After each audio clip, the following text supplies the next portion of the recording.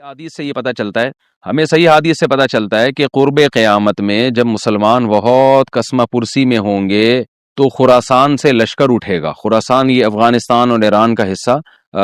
اس علاقے کو نبی صلی اللہ علیہ وسلم کے دور میں خراسان کہا جاتا ہے، جس میں قندھار بھی آتا ہے، ایران کا بھی حصہ آتا ہے اس میں۔ تو یہاں سے لشکر اٹھے گا، مجاہدین لڑیں گے، بہت بڑی تعداد میں دنیا میں جہاد ہوگا، کیونکہ مسلمان ظلم کی چکی میں پس کے تنگ آ چکے ہوں گے، اور لڑتے لڑتے حدیث میں آتا ہے اتنی بڑی بڑی لڑائیاں ہوں گی کہ 1/3 مسلمان شہید ہو جائیں گے اس میں، 1/3 مجاہدین جو لڑنے والے ہوں گے، اور 1/3 جو ہوں گے وہ میدان جنگ سے بھاگ جائیں گے، اور 1/3 کو اللہ فتح عطا فرمائے گا۔ تو جو 1/3 میدان جنگ سے بھاگ جائیں گے، نبی صلی اللہ علیہ وسلم نے فرمایا ان کی توبہ کبھی قبول نہیں ہوگی۔ جو 1/3 شہید ہو جائیں گے وہ افضل ترین شہداء ہوں گے اس وقت کے، اور 1/3 کو اللہ تعالیٰ غلبہ عطا فرمائیں گے۔ ایک واقعہ تو ہمیں قرب قیامت میں نبی صلی اللہ علیہ وسلم سے یہ ملتا ہے صحیح حدیث سے۔ دوسرا ہمیں یہ ملتا ہے کہ قرب قیامت ہی میں مسلمان کسمہ پرسی کا شکار ہوں گے، تو تلاش کریں گے حضرت مہدی کو، کیونکہ حضرت مہدی وہ شخصیت ہیں جن پہ تمام نیک لوگ جمع ہو جائیں گے اور وہ مسلمانوں کی میدان جنگ میں کمانڈ کریں گے، جہاد میں کمانڈ کریں گے۔ تو ان کو بیت اللہ میں تلاش کیا جائے گا، وہ رسول اللہ صلی اللہ علیہ وسلم کی اولاد میں ہوں گے، اور لوگ ان کو پہچان لیں گے، اہل اللہ پہچان کر ان کو اپنا امیر بنائیں گے، اور ان کی قیادت میں پھر لڑائی اور جہاد شروع ہوگا۔ اور یہ لڑائی جب دمشق میں لڑائی ہو رہی ہوگی تو دمشق میں عصر کی نماز کے وقت حضرت مہدی، میں نے جو یہ کہا کہ دمشق میں لڑائی ہو رہی ہوگی، مقصد یہ نہیں ہے کہ دمشق کوئی میدان جنگ بنا ہوا ہوگا، مقصد یہ ہے کہ وہ مجاہدین کا لشکر دمشق میں ہوگا عصر کی نماز کے وقت، لڑائی چاہے کسی اور میدان میں ہو رہی ہو، لیکن حدیث میں ہمیں دمشق کا تذکرہ ملتا ہے۔ تو دمشق میں حضرت شام کا تذکرہ ملتا ہے، اور جو قرائن ہمیں ملتے ہیں وہ دمشق کی ایک خاص مسجد ہے، وہ مسجد حضرت مفتی تقی عثمانی صاحب اور مفتی رفیع عثمانی صاحب نے اس کو ہائی لائٹ بھی کیا، لیکن وہ یقینی نہیں ہے، یہ خوب سمجھے، انہوں نے اس کا بھی تبصرہ کیا کہ اس کے بارے میں کوئی یقین نہیں ہے۔ تو حضرت مہدی عصر کی نماز پڑھا رہے ہوں گے، لوگ امامت میں آپ کے پیچھے کھڑے ہوں گے، یہاں تک کہ مسجد کے مینار پر، آج بھی وہ مینار موجود ہے جس کے بارے میں غالب گمان ہے کہ یہ وہ مینار ہے جہاں حضرت عیسیٰ علیہ السلام نازل ہوں گے، غالب گمان کے درجے میں کہا جا سکتا ہے، ورنہ پھر اسی کے اڑوس پڑوس میں کوئی مسجد ہوگی۔ میرا اگر شام جانا ہوا تو انشاءاللہ میں ارادہ ہے کہ میں ولاگ میں اس مسجد کا بھی تذکرہ کروں گا، اس جگہ کا بھی تذکرہ کروں گا، لیکن میں پہلے یہ بات بتا دوں کہ وہ 100% یقینی نہیں ہے، ایسا نہ ہو کہ اس مسجد کے مینار پہ چڑھ کے لوگ جو ہے وہ اس کے کوئی مینار کو ہی چاٹنا شروع کر دیں تبرک کے طور پہ۔ تو عصر کی نماز کا ٹائم ہوگا، حضرت عیسیٰ ابن مریم علیہ الصلوۃ والسلام فرشتوں کے کندھوں پہ ہاتھ رکھے نیچے اتریں گے نماز کے ٹائم پہ، یعنی آسمان سے مینار تک آئیں گے، اور پھر مینار سے آپ کے لیے سیڑھیاں لگائی جائیں گی، سیڑھیوں کے ذریعے مینار سے نیچے اتریں گے، اور لوگ ان کو پہچان لیں گے۔ حضرت مہدی ان کو امامت کے لیے آگے کریں گے کہ آپ اللہ کے ایک پیغمبر ہیں، آپ نماز پڑھائیے، حضرت عیسیٰ علیہ السلام انہی کو آگے رکھیں گے، اور اس طرح کا مفہوم ہے حدیث میں کہ اللہ نے اس کام کے لیے آپ کو ہی منتخب کیا۔ کیا مطلب یہ امامت اس امت کا حق ہے؟ تو حضرت عیسیٰ ابن مریم علیہ الصلوۃ والسلام کا جو کام ہوگا وہ جہاد ہے، اور یہودیوں سے انتقام لینا، کیونکہ یہودیوں نے اپنے خیال میں حضرت عیسیٰ کو قتل کیا تھا، تو اللہ نے یہودیت ہی کے خاتمے کے لیے اور دجال کے خاتمے کے لیے عیسیٰ ابن مریم کو نازل کیا ہے۔ حضرت مہدی سے پہلے ہی دجال ظاہر ہو چکا ہوگا، دجال کے بارے میں حدیث میں آتا ہے کہ ہر پیغمبر نے اپنی امت کو دجال کے فتنے سے ڈرایا ہے۔ اچھا، یہ دجال ایک ایسی شخصیت ہے جس کا یہودی انتظار ہم سے زیادہ کر رہے ہیں، کیونکہ یہودی اس کو اپنے لیے نجات دہندہ سمجھتے ہیں، جبکہ حدیث میں آتا ہے کہ دجال کانا ہوگا اور اس کا خدائی کا دعویٰ ہوگا، اس کے پاس کچھ ایسی طاقتیں ہوں گی کہ مردے کو زندہ کر دے، زندہ کو مار دے، ایک طرف اس کے باغ ہوگا، ایک طرف اس کے آگ ہوگی، جو اس پر ایمان لائے گا اس کو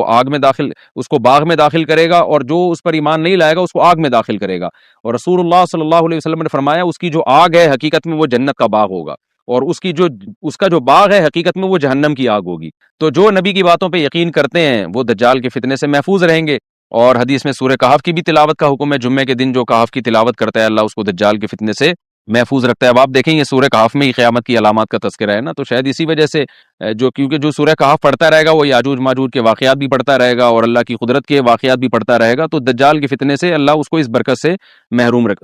بچا کے رکھیں گے، فتنے سے محفوظ رکھیں گے۔ تو وہ ایسی طاقتیں دکھائے گا، بے وقوف لوگ اس پہ ایمان لے آئیں گے۔ حدیث میں آتا ہے کہ کانا کبھی بھی خدا نہیں ہو سکتا، یعنی اس کی تو ایک آنکھ ہوگی نہیں، لیکن بے وقوف لوگ اس کے یہ کچھ ظاہری کمالات دیکھیں گے، یہ نہیں دیکھیں گے کہ یہ تو شکل بھی اس کی اچھی نہیں ہے، یعنی خدا کم از کم جمال والا ہوتا ہے نا، یہ تو ہے بھی کانا، اور اس کے بڑا بڑا کافر بھی لکھا ہوا ہوگا واضح طور پر جس سے پتہ چلے گا۔ لیکن احمق اور بیوقوف لوگ جیسے روحانی عاملوں کے کچھ شعبدے دے کر ان پہ سے متاثر ہو جاتے ہیں نا، روحانی عاملوں کے شعبدے دے کے، تو ایسے ہی دجال کے شعبدے دے کے متاثر ہوں گے۔ تو بہت لوگوں کو، خلقت کو، بہت بڑی امت کو گمراہ کرے گا دجال، اہل اللہ کو اللہ تعالیٰ اس کے فتنے سے محفوظ رکھے گا۔ پھر حضرت عیسیٰ ابن مریم جب نازل ہوں گے تو وہ دجال کو قتل کریں گے. حدیث میں آتا ہے کہ نیزے کے ذریعے گھوڑے پہ بیٹھ کے قتل کریں گے. علماء نے اس حدیث کا دو مطلب بیان کیے ہیں کہ یا تو اس کا مطلب یہی ہے کہ واقعی گھوڑے پہ بیٹھیں گے, نیزہ استعمال کریں گے, اور زمین جو ہے وہ اتنی پہلے اس سے جنگیں ہو چکی ہوں گی کہ لوگ دوبارہ تلواروں گھوڑوں کی طرف آ جائیں گے. اس بات کا امکان ہے, ہر ملک ایٹمی طاقت بن چکا ہے,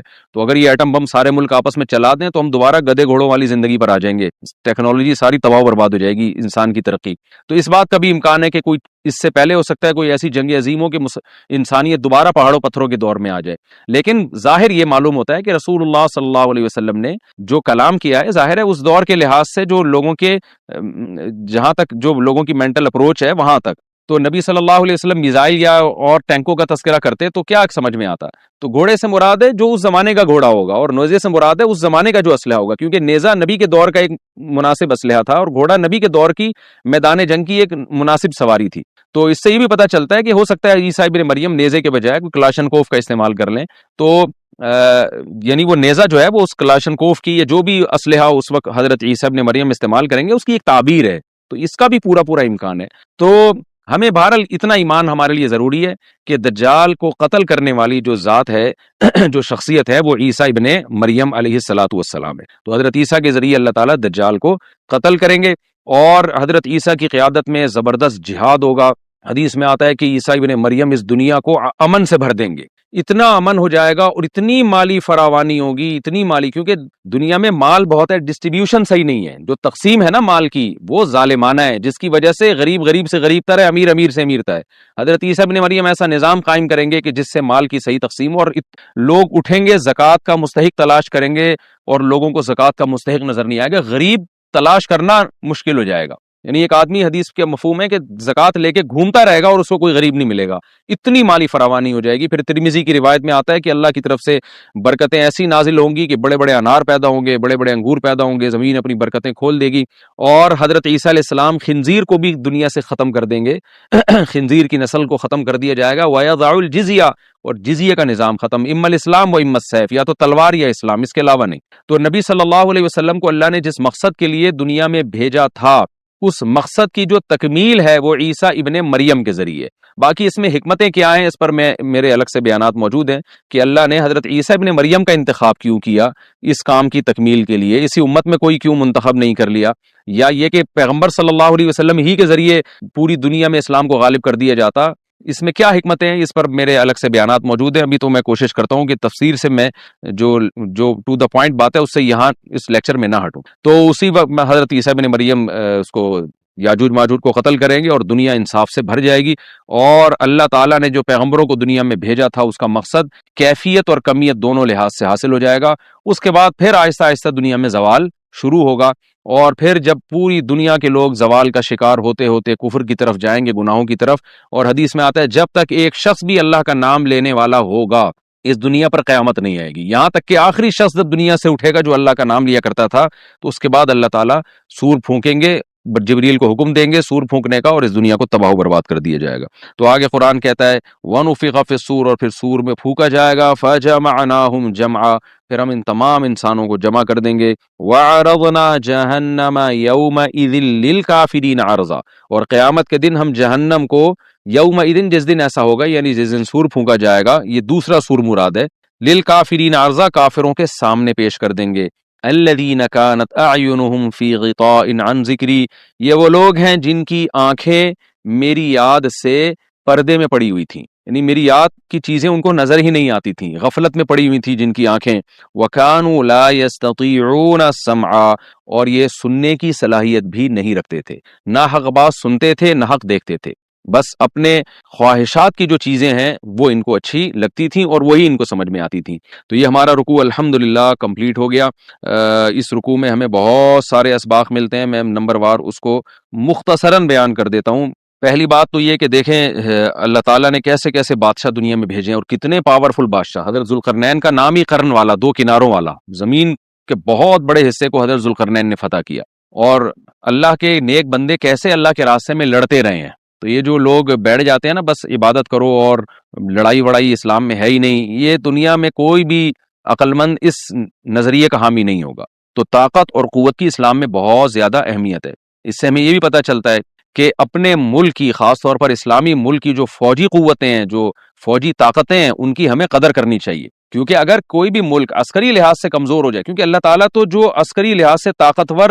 قومیں تھیں، اللہ نے ان کا کتنا تذکرہ کیا. ہاں وہ اللہ کے باغی نہ ہو، تو اسلامی ملک میں کوئی بھی اسلامی کنٹری ہے، چاہے سعودی عرب ہے، چاہے پاکستان ہے، چاہے ترکی ہے، کوئی بھی اسلامی کنٹری ہے، اس کی فوج کی قدر کرنی چاہیے، کیونکہ اسی کی وجہ سے ملک کا بارڈر محفوظ ہوتا ہے. اگر مسلمان عسکری لحاظ سے کمزور ہونا شروع ہو جائیں تو کافر ہمیں گاجر مولی کی طرح کاٹنا شروع کر دیں، اسلام دشمن قوتیں ہمیں کھا جائیں، ختم کر دیں ہمیں کھا کے. تو نیک قوتوں کو اپنی بقا کے لیے ہمیشہ سے ایک اسلحے کی اور طاقت کی ضرورت رہتی ہے. اس کی اہمیت اسلام میں بہت زیادہ ہے. موسیٰ علیہ الصلوۃ والسلام کے بعد کتنے بڑے بڑے جنگی کمانڈر پیدا ہوئے. ذوالقرنین کا اللہ نے کیسا تذکرہ کیا. ذوالقرنین کی عبادت کا کہیں بھی تذکرہ نہیں، حالانکہ وہ بڑے عبادت گزار بھی تھے. داؤد علیہ السلام کی عبادت کا تذکرہ بھی ہے، ان کی تلوار اور طاقت کا تذکرہ بھی ہے. تو اللہ تعالیٰ جہاں عبادت کا تذکرہ کرتے ہیں تو طاقت اور قوت کا بھی تذکرہ کرتے ہیں. اس سے عسکری لحاظ سے اپنے آپ کو مضبوط کرنے کی اہمیت کا ہمیں پتہ چلتا ہے کہ اسلام میں اس کی بڑی اہمیت ہے. کسی بھی اسلامی ملک کی فوج کا مورال کسی بھی لحاظ سے ڈاؤن نہیں ہونا چاہیے، اور عسکری لحاظ سے وہ کسی بھی لحاظ سے کمزور نہیں ہونی چاہیے.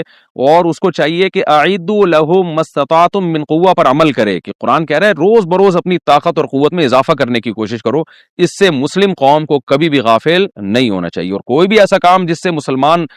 قوتیں اور طاقتیں کمزور ہونا شروع ہو جائیں، اس کام سے ہمیں بچنا چاہیے. دوسری بات ہمیں یہ پتہ چلی کہ اللہ تعالیٰ نے اہل اسلام کے ذمے پوری دنیا کی ذمہ داری لگائی ہے، کسی ایک ملک کی نہیں. جتنے بھی پیغمبر آئے ہیں جب وہ دنیا فتح کرنا شروع کی ہے تو کہیں رکے نہیں ہیں وہ کہ بھئی یہاں تک، اس سے آگے نہیں جانا. ان کی صلاحیت ہی ختم ہو گئی ہو، وسائل ہی ختم ہو گئے ہوں تو الگ بات ہے. تو پوری دنیا ہے جس میں اللہ کے دین کو غالب کرنا ہے. اب اس کا طریقہ کیا ہوگا؟ ظاہر ہے جو جس زمانے میں سوٹیبل طریقہ ہو وہ اختیار کیا جائے گا. تو حضرت ذوالقرنین پہلے انتہائی مشرق کی طرف گئے ہیں، جہاں سورج نکلتا ہے، تو وہاں سے جہاں سے آبادی شروع ہو رہی ہے، اور ان کا خیال تھا کہ اب آگے آبادی نہیں ہے، تو پھر جا کے اسٹاپ کیا ہے. مغرب میں بھی ایسے ہی، شمال میں بھی ایسے ہی. تو ہمیں جب دیکھتے ہیں کہ جب صحابہ کرام نے دنیا فتح کرنا شروع کی ہے تو ہمیں مسلمان کمانڈروں میں بھی ایسے واقعات ملتے ہیں کہ وہ علاقے فتح کرتے کرتے سمندر کے کنارے پہنچے، اور انہوں نے سمندر کو دیکھ کے کہا کہ تیرے آگے بھی آبادی ہوتی نا تو ہم اللہ کا کلمہ وہاں بھی بلند کرتے. تو یہ دور تھا مسلمانوں کا، اور یہ عیسیٰ ابن مریم دوبارہ پھر وہی کریں گے، پوری دنیا کو فتح کریں گے. تو حضرت ذوالقرنین کے اس واقعے سے پتہ چلتا ہے کہ پوری دنیا کی ذمہ داری اللہ نے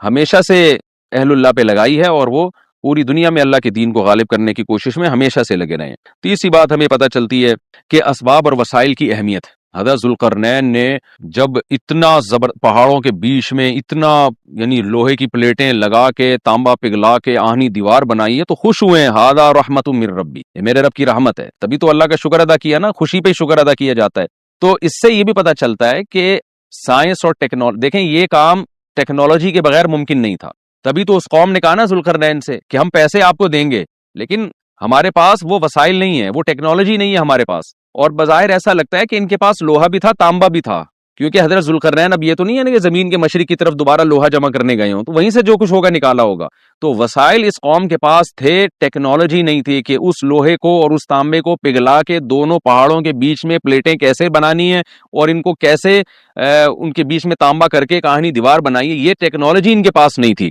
تو اس سے ہمیں ٹیکنالوجی کی ویلیو کا بھی پتہ چلتا ہے. آج مسلمان اس میں بھی بہت پیچھے چلے جا رہے ہیں اور اس کو مذہب سمجھنا شروع کر دیا ہے. یہ بات بھی غلط ہے. حضرت ذوالقرنین نے اتنی طاقت اور قوت کا استعمال کیا اور اتنے زبردست طریقے سے اس وقت جو بھی اس سوٹیبل ٹیکنالوجی تھی اس کا استعمال کر کے دو پہاڑوں کے بیچ کے راستے کو بند کر دیا اور اس پہ خوشی منائی حضرت ذوالقرنین نے. یہ نہیں کہا کہ بھئی اس سے کچھ بھی نہیں ہوتا، اصل میں تو بس انسان کو چاہیے کہ وہ اللہ اللہ کیا کرے بیٹھ کے، اور یہ کیا اللہ سے بس مدد مانگو، اللہ ہی. یاجوج ماجوج کے بارے میں ان کو کہہ دیتے ذوالقرنین کہ تم سب رات کو تہجد میں اٹھ کے دعائیں مانگو، اللہ یاجوج ماجوج سے تمہیں بچا لے گا. نہ حضرت ذوالقرنین نے کہا دعائیں بھی مانگو، یقیناً حکم دیا ہوگا دعائیں مانگنے کا، لیکن ہم پورے اسباب اور وسائل استعمال کریں گے، لوہے کی پلیٹیں بنائیں گے، تانبے کو پگھلائیں گے، اوپر چڑھائیں گے اور اس طرح سے پوری مضبوط دیوار بنائیں گے. آج مسلمان ہاتھ پہ ہاتھ رکھ کے بیٹھ گیا ہے اور وظیفوں میں اور جو ہے بس وہ چند صبح شام کے وظیفے پڑھ کے وہ سمجھتا ہے کہ ساری دنیا کے سارے مسائل کا حل اس سے ہو جائے گا. ایسا نہیں ہے. آپ کو بہت زیادہ ترقی کرنی ہے، بہت زیادہ اسباب و وسائل میں آپ کو غیر مسلموں سے آگے نکلنا ہے. جیسے کہ قرون اولا کا مسلمان نکلا تھا، تبھی اللہ نے اس کے لیے دنیا میں فتوحات کے دروازے کھولے تھے. تو اللہ ہمارے لیے فتوحات کے دروازے جب ہی کھولے گا جب ہم عبادت کے ساتھ ساتھ سائنس اور ٹیکنالوجی کے میدان میں بھی آگے بڑھنے کی کوشش کریں. اور ہمیں قرب قیامت کی علامتیں بھی اس رکوع میں پتہ چلتی ہیں. ہمارا رکوع کمپلیٹ ہوا.